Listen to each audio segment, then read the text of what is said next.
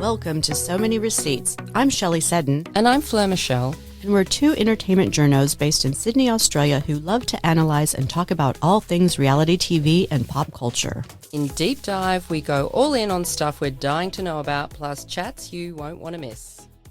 Hello, everyone. Fleur here. We are still on a break with our Receipt Roundup weekly show, but we will be back next Friday and every week with a stack of reality TV shows and documentaries we can't wait to get stuck into. But today, have a listen to the first episode in our new Deep Dive True Crime series.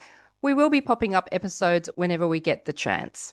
Today in Deep Dive True Crime, we're getting into the case that stopped Australia in its tracks, Erin Patterson, the mushroom murderer. We've already covered several documentaries on this in our Receipt Roundup show, and today I am talking to author Duncan McNab, who's written a new book on the case called Recipe for Murder. It's out this week through Hachette, Australia.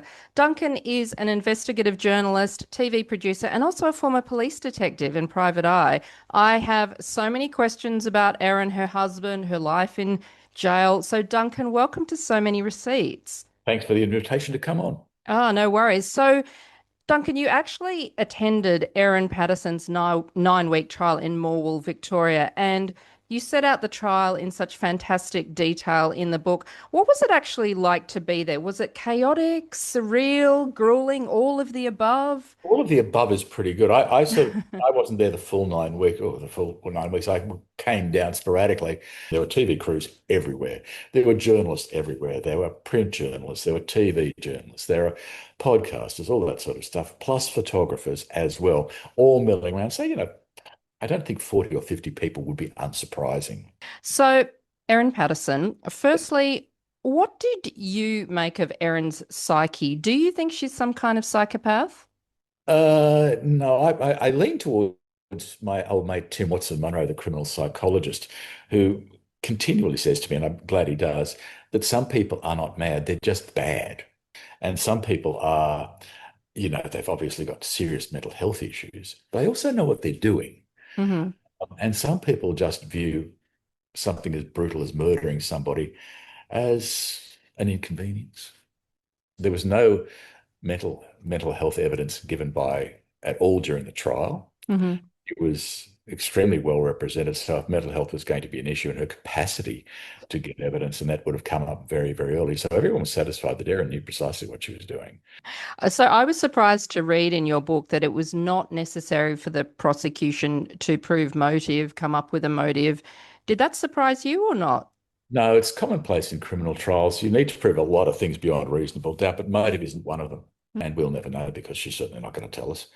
As lay people coming to it, we think there's some sort of why are people driven to do this? Mm. And as I talked about a couple of minutes back, some people in this life aren't driven to do it all. So there's no great driving. There's no sort of catalyst. One of the many bizarre things about Erin Patterson's case, the day before the fatal lunch, her husband rings her, the estranged husband, Simon, and says, "I'm not coming." So you would think if you're of the view that, as many people were thinking, well, she wanted to kill the husband, then why the hell did she do what she did the next day when she knew he wasn't coming? Mm. That's why motive is not maybe a driver of some crimes, but it's not a legal requirement. Yeah, because everybody obviously does want to know why she did it. Why did she kill all those in-laws? Do you have a theory? I thought the driver of any potential murder plot was obviously her estranged husband and their deteriorated relationship. There's that bizarre story which you only learned about after the trial of his various illnesses, which again we heard about that last year, but it wasn't part of the court. I just think she decided, well, I've planned to do them all in or make them very sick on this particular day. I'm just going to bat on with it. And I suppose she could justify it in part in her head that the Wilkinsons, for example, the sort of slightly more distant in-laws, they were part of the lure to get the Patterson family in. Let's all go for this great family reunion. She was narky with Don and Gail Patterson online to her Facebook friends, going back to the year beforehand where there'd been a disagreement with Simon over a tax return. and money finally came into the argument. She was very, very shitty, to put it politely, with Don and Gail Patterson for not giving her the support she wanted and instead not supporting, but not not taking her side against their own son. Um, and there's no other reason for it I can think of. So she's got upset with him. She's put a course of action in play and she's gone for it. And I also thought that she'd planned it quite well, but she didn't plan not getting away with it. She didn't Mm. plan any court like so many crooks. They're meticulous in what they do up to the point of the murder, but they actually don't plan for cops coming knocking or people like us, people around the world thinking, this is really weird. Mm. How could four people be in hospital in dire straits, yet the fifth person at the table is walking around okay? How does that happen? Mm. I don't Mm. think I planned that. So Does it, I mean, the Munchausen theory might hold some weight. Like maybe she didn't mean to actually kill them and just make them sick, and then she would come to their rescue. I mean, it's yeah. pretty dangerous considering they were death cap mushrooms. But Yeah. what do you think of that? I thought one of the theories, one potential defense was for her was say, well, I didn't want to kill them. I just wanted to make them sick. Mm. I wasn't getting enough attention. I wanted to be more involved in their lives. And it's possible. It's one theory that may have a bit of credit. And I take that back to when Simon was dreadfully ill. He had four bouts of serious illness. Mm. One was particularly almost deadly. And that's when he's raced it. He and Erin, to put it shortly, would go away on weekends, camping trips together, reconciliation, potential, blah, blah, blah, love camping. Erin would do the catering. On one trip, they went away. Simon became so unwell that he ended up in hospital having major life-saving surgery. Quirky thing about this is the next of kin who had to sign off for the surgery was Erin. Hmm. Simon recovers, dreadful illness. He goes into rehab for a while. Then Erin takes him back to her new house in Gibson Street, Leongatha, where the murders happened. And she becomes his nurse and she supports him throughout this entire thing. Um, and then at one point, Simon remembered this in his evidence, that she got really annoyed with him. And he noted, I think he referred to it as a cold shoulder. Um, and around about this time, he's sitting down having lunch together. She's made him a special stew, and 8 hours later, he's crook again. Mm. So yeah, and that may be where some fertile minds have decided to throw Munchausen's in just to see if into the mix. Look, her defense might have been, I didn't mean to kill them. I had the shits with them.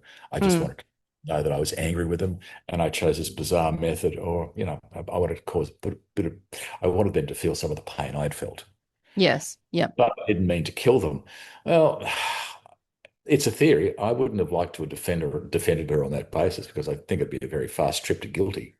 Yeah. But I can understand that may have been part of her plotting. But the amount of mushrooms and the lethality of what she delivered to them, and the fact that she was not unwell afterwards Mm. suggests that she was. The bottom line is that she was going to kill him. What about the theory, Duncan, that because she was a true crime junkie, she was in all these true crime forums, deliberating on motives of why other murderers had done things, etc. Yeah. Could she have maybe formed a sort of thought, oh, I need a sick break from reality. I'd like to know what it's like to murder somebody myself and see if I can get away with it. I had a similar thought, and I've written about it as well. And just in the back of my mind is Erin, like the person who joins a fire brigade who's an arsonist. Mm.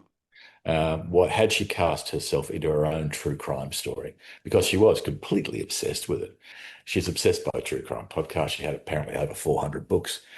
Yeah, and I think maybe she's been thinking her way through it. Well, and this is how I can plan it. I've seen what these people do. She is ultra bright, Mm. and maybe it's assisted her enormously in her planning what she's chosen as the murder weapon, and how to do it at all. But for someone who's that bright and that meticulous, her planning was pretty crappy, to put it mildly, and she didn't plan an exit. Um, and it was remarkable that she was unaware of what could be found in her search histories, where her phone tower would resonate when it drives to a certain area. Not that that evidence it was given, but wasn't. The judge said, well, she might have been driving past but that phone tower, but it's a big leap to say she stopped at that phone tower and then went off to pick mushrooms nearby. No evidence to prove that. So she wasn't careful with her search histories. She was utterly unaware of a couple of days later when she threw the dehydrator in at the local tip that she'd paid for the tip visit on her credit card. Police had that. And that they also got CCTV of it. So I think she planned meticulously, but the one thing she hadn't thought about was that she would be caught. Maybe And that's where maybe some of her narcissism came into it, because it yeah, has been floated that she might have been, well, she seems pretty narcissistic, pretty oh yeah, self-absorbed.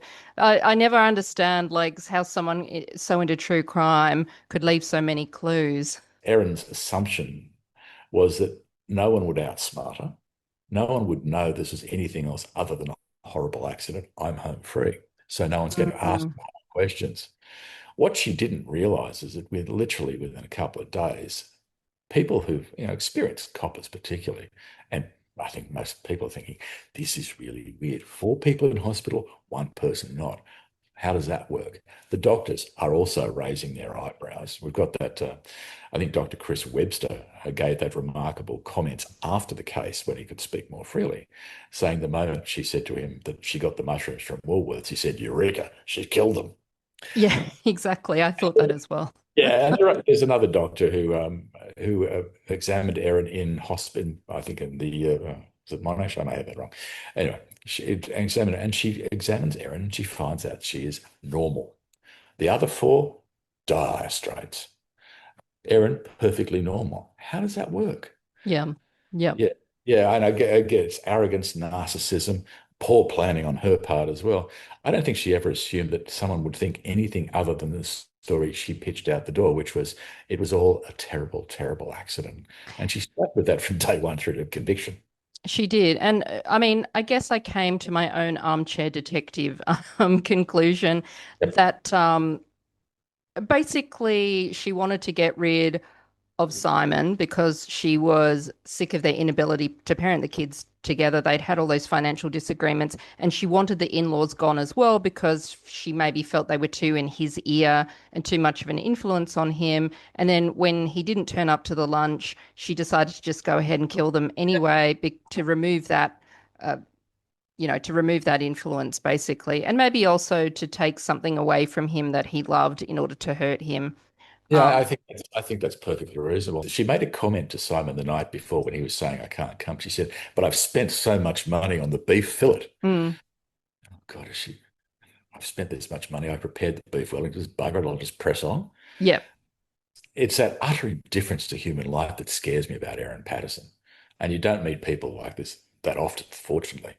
But the cold-blooded manner of what she did is just mm, like I can't come to grips with it. I can't see how she'd be sitting at the table with four people she purported to love or care about enormously. mm. Mouthful by mouthful, she was committing them to a terrible, terrible fate. So let's discuss Erin's husband, Simon Patterson. What kind of a man was Simon personality wise? No one's actually got to interview him, so we're only relying on what we see in the witness box.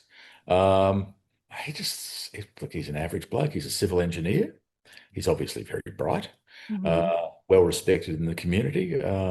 Well, I think this point that he was bright had a lot of people stumped because as we discussed, she did try to poison him 4 times over 10 months Yeah. to the point that he kept that spreadsheet of every time he met up with her for a meal. And he even told his dad, Don, that he thought Erin was trying to poison him. Hmm. So why did he never raise the alarm about her, do you think? I think there are probably a couple of reasons. First up, I think he was still very much in love with her and he always wanted to reconcile. And he made a point in his evidence, I think it was a trial, that it was not him leaving her, it was always her leaving him. Hmm. So there's a bloke who wanted to keep the family unit together with the two kids. Um, he wanted to keep that together. I think that may not have blinded him, but I would imagine it makes it even harder to step across that line. It says, is in fact someone I've loved and got kids with trying to actually kill me? Mm. And I think that was making that step for him was something he did very slowly, and it was, I think, a huge effort, to be honest. And one of the other issues too, which has complicated the original charges, whereas that there is absolutely zero medical evidence to support poisoning.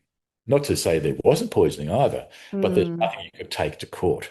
Yeah, so I did a TikTok for the So Many Receipts page that got a lot of reaction wondering why Simon would therefore allow his in-laws, his parents and his aunt and uncle, to go to lunch with her. So even though he suspected she might be poisoning him, allegedly, because if that was me, I'd be nervous to let relatives around her if I thought she was going to put maybe I, poison me. Why do you think he was okay for them to go to the lunch? I agree entirely. But I think a couple of things. Given the antecedents, he thought that he was the target, and Mm, as be there, it'll be all hunky dory. Um, he hadn't died at Erin's since probably since the last poisoning, which is or the last alleged poisoning. So there'd been about a 9 month break, and maybe things had diluted. He'd got his affairs in order. Things had calmed mm, slightly. And the other thing that might also, I think, weighed on his mind was that his parents, Don and Gail, had been to Erin's for lunch in the end of June, 23rd of June, he said off the top of his head. And they'd all had a great lunch. And Erin's story, which, and again, Erin's the only one left to tell the story, mm, apart from Ian Wilkinson, who was at that stage in dire straits. Erin's story was that Don and Gail had had a great time. The kids had been there as well. They'd had a shepherd's pie.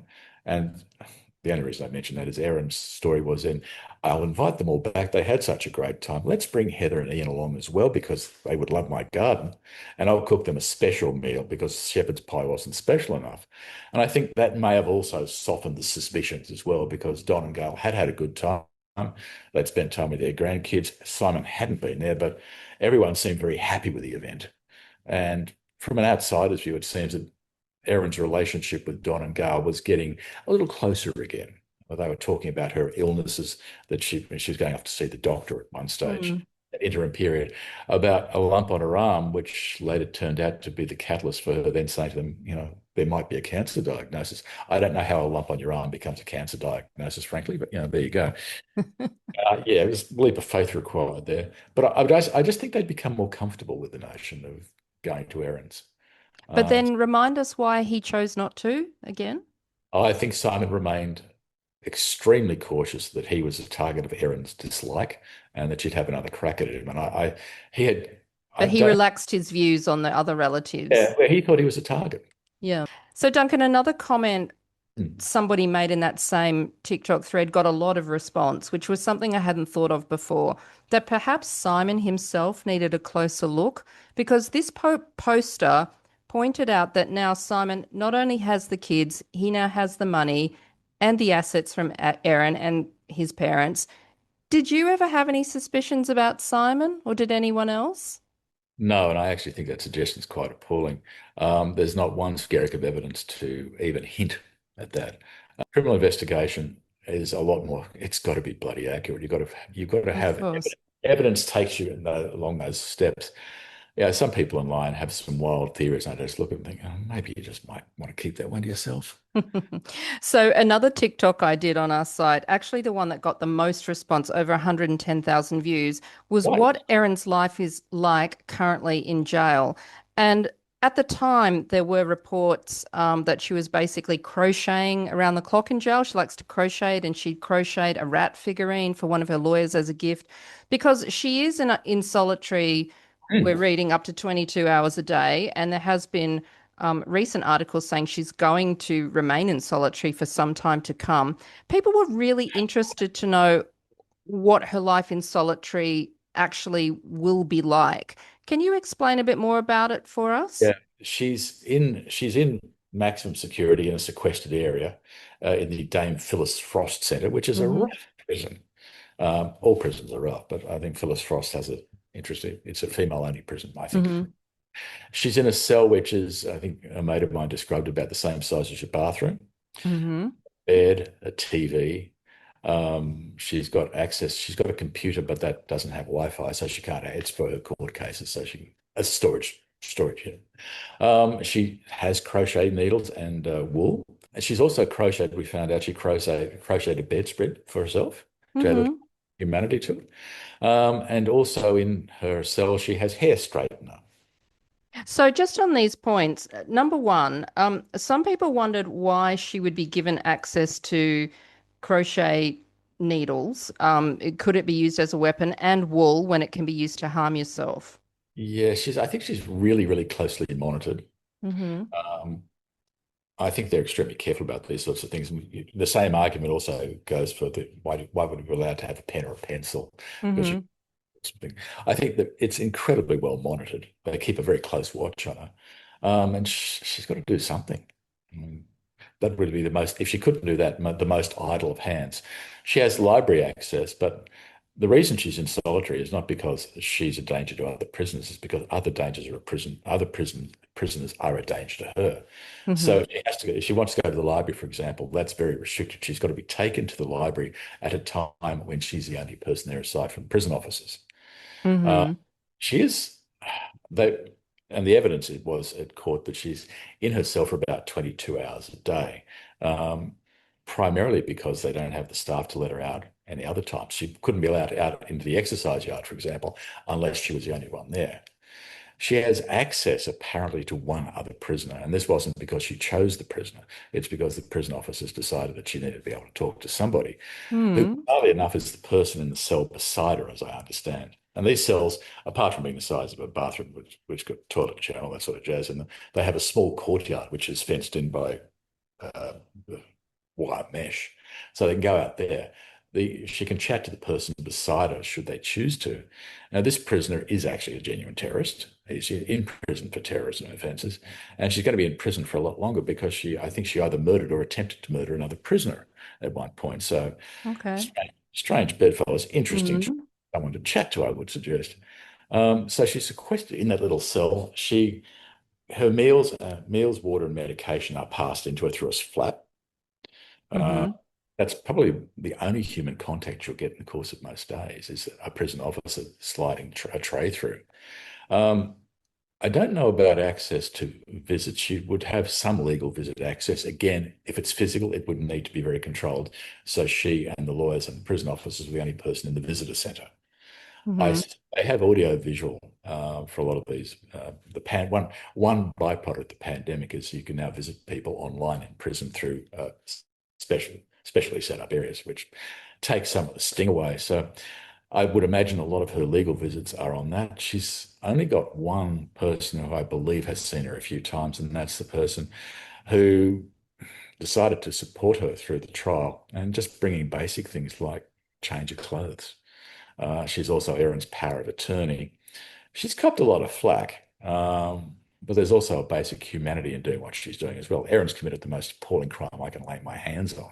Mm. There is someone out there who's just felt that there is a basic humanity to be undertaken. So maybe Mm. fresh clothes and a few other little knickknacks on the way through, maybe out buying hair straightener. I don't know. So just on this point of the hair straightener, in this reel that I did, a lot of people said, "Oh, you must have got that wrong. There's no way that prisoners would be allowed a hair straightener. It's an electrical device. You could do harm with it. You need to plug it in."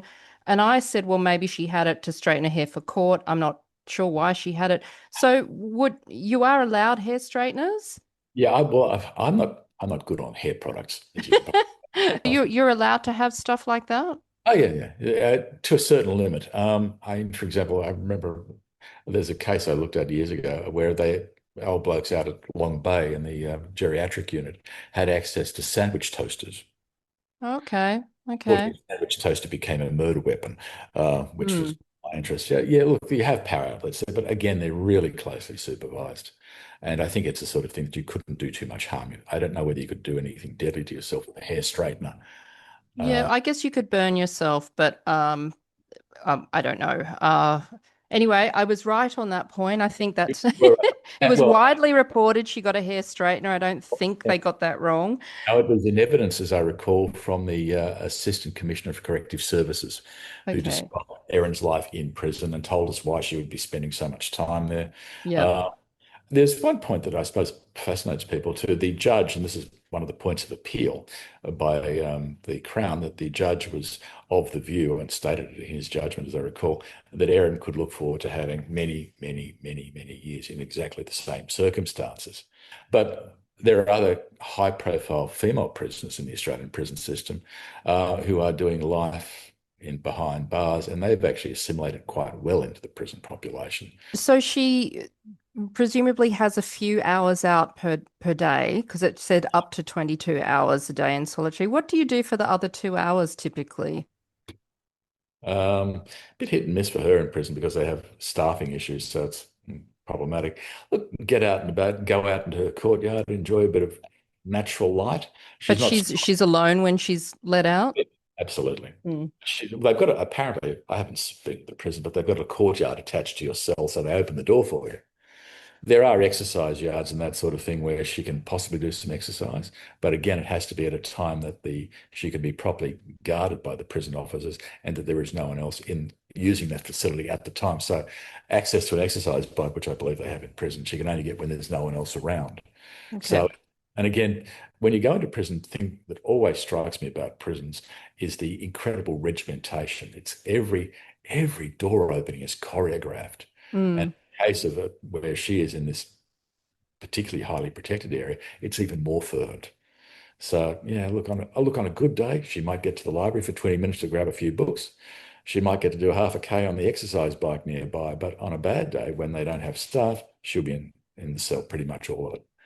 It's yeah, it's a hard, brutal existence, but she Yeah, put it there. of course. Do you think that it's necessary for her to be in solitary? Do you think she is at risk from other prisoners? At this point, absolutely.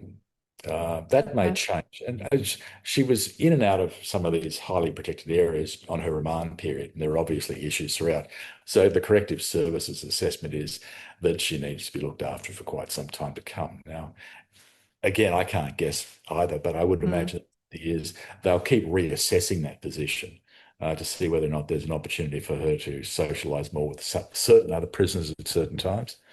It's just ongoing assessment of it's risk assessment throughout the entire sentencing procedure.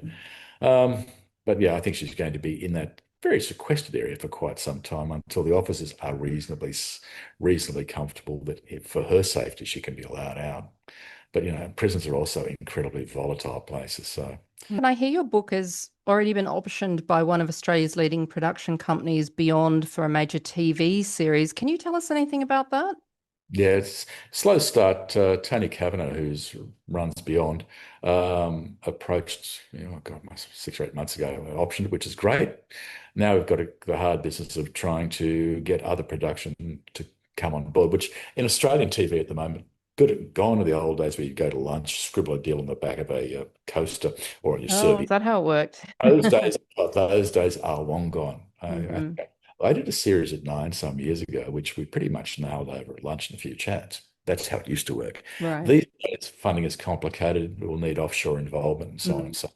So, but hopefully it will see, and that's an option for a doco and a drama series. And I think both work quite well. There's a doco already in the marketplace, but we're approaching it very, very differently. Okay. Different. So with when you are retelling a crime story for either a doco or a drama retelling, there is a tendency sometimes to paint a narrative in a certain way, isn't there? Yeah, for dramas, not something I have a great degree of experience with. I've only tried one once and I didn't enjoy it. This one would be much nicer because I'm dealing with producers I like. Mm. Uh, a documentary, I always thought you try and keep, it can creep into it, but I think when writing or making documentaries, you don't try to judge or push a line. That's what the audience is there for. I like to give them a fairly clear view, a balanced view of what's happened. Yeah, take them to some places that we found that are a bit murky as well, because what you see in court is a very different kettle of fish to what happens before you get to court. One of the great problems with any investigation is confirmation bias, where you sort of start up with that's the result and let's work Mm. to it. Disaster happens in criminal investigation, happens in journalists as well. In Mm. journalism, sorry. So I like to take people, walk them through the story. Which piece of the jigsaw puzzle goes where? Why do you reckon that? How did that happen? And work our way through it. And I find that far more intriguing than taking a line and pushing it. So many bits that are fascinating that maybe even just small. And one of the curiosities in Erin's case, an avalanche of people ringing me, all telling me that her white trouser choice, because black saying, she's wearing white trousers, who cares? mates are saying, no, no, why would you, if you had diarrhea, why would you be wearing white trousers? Obviously, she didn't have diarrhea. Didn't have diarrhea. And I'm thinking, that's a bloody good point, typical, thick-headed male. I wouldn't have noticed that. If you're getting 110 people on 110,000 people on TikTok engaging with you on something, there's going to be 110,000 varying ideas or interpretations. So I think for us, it's the best thing I can do is to take them comprehensively through the story, set the scenes for them. Is there any actors or actresses that you might favor to star in a version of your book? Yes, I have some vaguely. There's some humorous casting suggestions. I Oh, don't. tell us. Uh, yeah, I'll be polite. Someone said Tom Gleeson wouldn't be bad as son. Oh, yes. Well, maybe Um, just the resemblance, nothing yeah, else. we don't want, for example, Meryl Streep as Lindy Chamberlain. Not Hmm. terrible accent she did. Oh, really? You didn't like it? Oh, the dingo's got my bobby. I thought, she had this sort of strange trans-Tasman US hybrid accent, which is grated. It'll require a really good cast, and what it requires, I suppose, most is a bloody good script writer to capture this extraordinary story. Mm. To go back to it, one of the early interviews in Leon Gather with a local lady, and she was telling me, "You need to understand, lad, that Erin is not from around here. She's not one of us." Mm. And just one curious, weird thing that always struck me about Erin is that whenever they bought a house, most of them were actually in a quite remote location in a suburb. They always had space around them. Hmm. And she's terribly introverted by the sound of things, except online. Again, quite remote. So it's very much you and the family. So no, Mm. just when you walk around these things, these little odd things that just strike you. Does that mean something, or am I just imagining it? Well, it's been fascinating chatting to you, Duncan. Thank you so much for coming on So Many Receipts for our deep dive true crime series. Thank you very much. Lovely to chat. And Recipe for Murder by Duncan McNab is out now through Hachette, Australia.